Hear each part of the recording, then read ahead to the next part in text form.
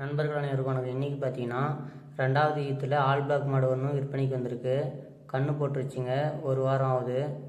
கன்று பார்த்தீங்கன்னா கிடாரி கன்று தான், நல்லா வளர்த்துக்கலாங்க. 4 காம்பு நல்லா இருக்குங்க.